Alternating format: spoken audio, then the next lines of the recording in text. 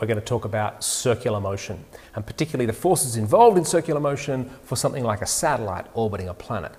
But before we can really understand circular motion, we've got to deal with the bogeyman of circular motion. And the bogeyman of circular motion is centrifugal force. This is this outwards force that pushes you away from the center of the circle. So you turn to the right in the car, it's the force that causes you to slam against the left-hand side of the car. Well, the thing about the centrifugal force is that it doesn't exist. It is not a force, it's a fictitious force. Now you might say, aha, I know what it's called. It's called the centripetal force, and centripetal is just another name for centrifugal force. Well, it's not at all. Centripetal force is a real force. That is the force that causes you to go in a circle. Centrifugal force is an illusion.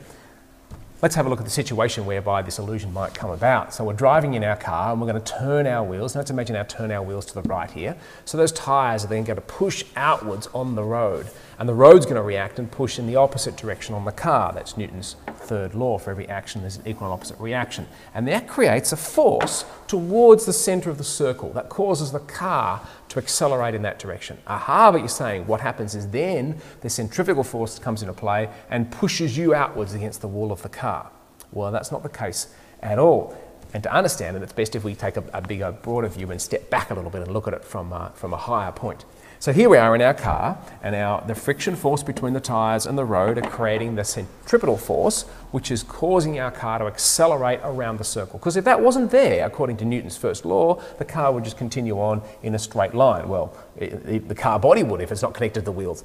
And of course, you would continue along in a straight line too if there wasn't a force on you. But remember, there is no force on you because the force is on the car. So somehow the car has to apply that force to you. Well, what happens is you keep going in a straight line and the car, as it were, accelerates in towards you until you're contacted with the seat belt or the belt or the seat or some way for the car to put a force on you to accelerate you towards the inside of that circle.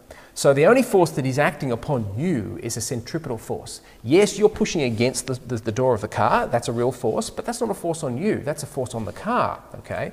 The force is on you, the only force on you is a centripetal force. If there was an outwards force, another force to balance this force here, so if those two forces were balanced, if that was, as it were, the centrifugal force, then what would happen? You would go in a straight line because the forces are in balance. But you don't go in a straight line. You go in a circle, and the reason that you go in a circle is because you're accelerating because there's an unbalanced force upon you.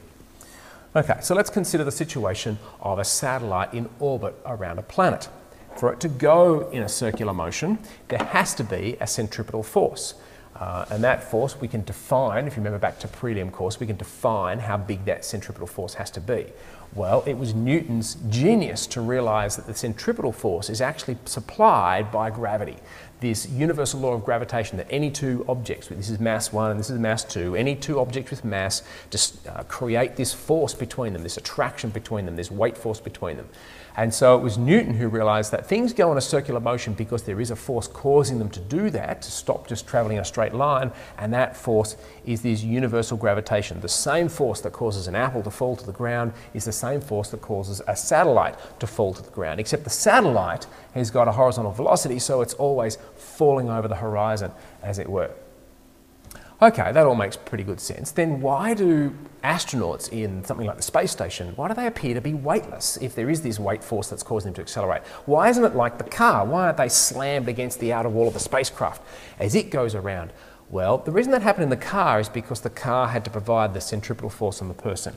But remember, you're an object with mass in a gravitational field as well. So there's going to be a centripetal force on you and a centripetal force on the space station or whatever it is that you're in. So both of you have the same centripetal force.